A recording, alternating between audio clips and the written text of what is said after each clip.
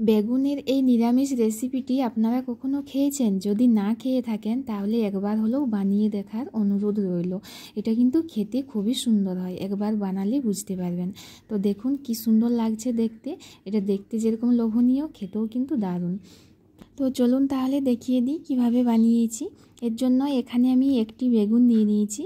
এটা medium size, খুব বড়ও না আবার খুব ছোটও না, একটি বেগুনেই হয়ে যাবে। এবার বেগুনগুলিকে এভাবে কেটে নিয়েছি ছোট ছোট, যেভাবে আমরা আলু ভাজা কাটি সেইভাবে। এবার এর মধ্যে নুন দিয়ে দিচ্ছি। নুন দিয়ে এটা খুব ভালোভাবে মেখে নিতে হবে। মাখার পরে এটা 5 মিনিট রেখে দিতে হবে। তো আমি এটা 5 মিনিট রেখে দিচ্ছি। ততক্ষণ পর্যন্ত এ পাশে আমি একটি টমেটো নিয়ে নিয়েছি আর এক টুকরো আদা, এগুলি আমি গ্রেট করে নিয়েছি। তো আপনারা এখানে পেস্টও বানিয়ে নিতে পারেন। এবার এখানে একটি বাটি নিয়ে নিয়েছি, এর মধ্যে দিয়ে দিচ্ছি গুঁড়ো মশলা। 1 চামচ দিয়ে দিলাম ধনে গুঁড়ো, 1 চামচ জিরে গুঁড়ো আর 1 চামচ হলুদ গুঁড়ো, আর 1/2 চামচ দিয়ে দিচ্ছি কাশ্মীরি রেড চিলি পাউডার। এটা হচ্ছে অপশনাল, আপনারা চাইলে দিতেও পারেন আবার নাও পারেন। এটা দিলে কালারটা খুব ভালো হয়। এবার এটা জল দিয়ে গুলে নিচ্ছি। এইভাবে মশলা গুলে নিলে মশলাটি বাটা মশলার মতো হয়ে যায়। রান্না করার 5 মিনিট আগে এইভাবে মশলাটি জল দিয়ে ভিজিয়ে রাখলে মশলাটি খুব ভালোভাবে ভিজে যায়, আর মশলাটি কষানোর সময় কষাতে খুব সুবিধা হয় আর কষানোটাও খুব ভালো হয়। মশলাটি আমি রেখে দিলাম। এবার এখানে বেগুন 5 মিনিট হয়ে গেছে, তো বেগুনটা অনেকটাই নরম হয়ে গেছে। এবার এটাকে এভাবে নিছুড়ে নিচ্ছি। তো দেখুন কতটা জল বের হচ্ছে, যতটা সম্ভব এভাবে নিছুড়ে জলটা বের করে দিতে হবে। তো আমি এইভাবে বের করে একটি অন্য পাত্রে রেখে দিচ্ছি। তো দেখুন বের করে নিয়েছি জল অনেকটাই।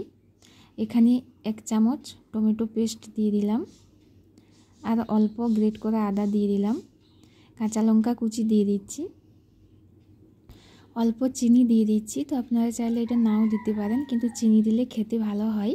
আর দিয়ে দিচ্ছি নুন। এবার এখানে বেসন দিয়ে দিচ্ছি। এখানে আমি অল্পই প্রথমে দিয়ে দিচ্ছি, তারপর মাখার পরে যদি মনে হয় যে আরও লাগবে তাহলে আবার দিয়ে দেবো। আর গরম মশলা দিয়ে দিচ্ছি। আপনারা এখানে ভাজা জিরে গুঁড়োও দিয়ে দিতে পারেন গরম মশলার পরিবর্তে। তো আমি গরম মশলা দিয়ে দিলাম। এবার এটাকে খুব ভালোভাবে মেখে নিতে হবে। তো মনে হচ্ছে যে বেসন আবার লাগবে, অনেকটাই কম হয়েছে। তো আমি আবার বেসন দিয়ে এটা মেখে নিচ্ছি। তো দেখুন এখানে মেখে নিয়েছি, খুব ভালোভাবে মেখে নিয়েছি। এই দেখুন এবার এখান থেকে আমি অল্প নিয়ে নিচ্ছি হাতে। এবার এটাকে একটু চ্যাপ্টা টাইপের করে নিচ্ছি। এবারে এর মাঝখানে আমি কিশমিশ দিয়ে দিচ্ছি। তো এটা একটু বড় সাইজের হয়েছে, তাই আমি 2টো কিশমিশ দিয়ে দিচ্ছি। দিয়ে কিশমিশগুলিকে এভাবে ঢেকে দিতে হবে, দিয়ে গোল বানিয়ে নিচ্ছি। তো এইভাবে আমি বেগুনের কোপ্তা বানিয়ে নিচ্ছি। তো এটা হয়ে গেছে, এটা রেখে দিচ্ছি। একই রকমভাবে আরেকটি বানিয়ে দেখাচ্ছি। অল্প নিয়ে নিলাম।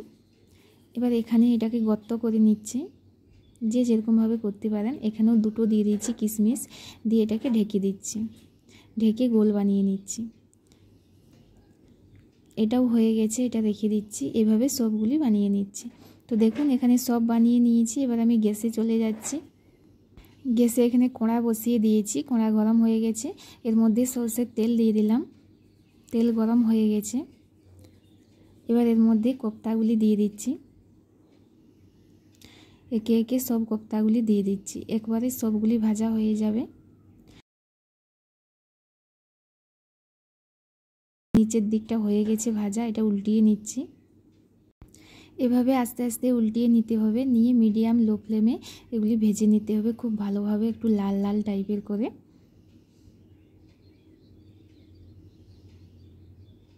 একবার করে আমি সবগুলি উল্টিয়ে নিয়েছি। তো এই ভাজাটা এমনিতেও খাওয়া যায় গরম ভাতের সঙ্গে। এভাবে একটি যদি কোপ্তা হয়ে যায় খেতে দারুণ লাগে, আর অল্প যদি ঘি হয় ভাতের মধ্যে দারুণ টেস্টি হয়। তো এগুলি ভাজা হয়ে গেছে, এবার আমি তুলে নিচ্ছি। এভাবে সবগুলি তুলে তারপর দেখাচ্ছি। তো দেখুন সব তুলে নিয়েছি, তেল অনেকটাই বেশি আছে, এজন্য তেল একটু কম করে নিচ্ছি।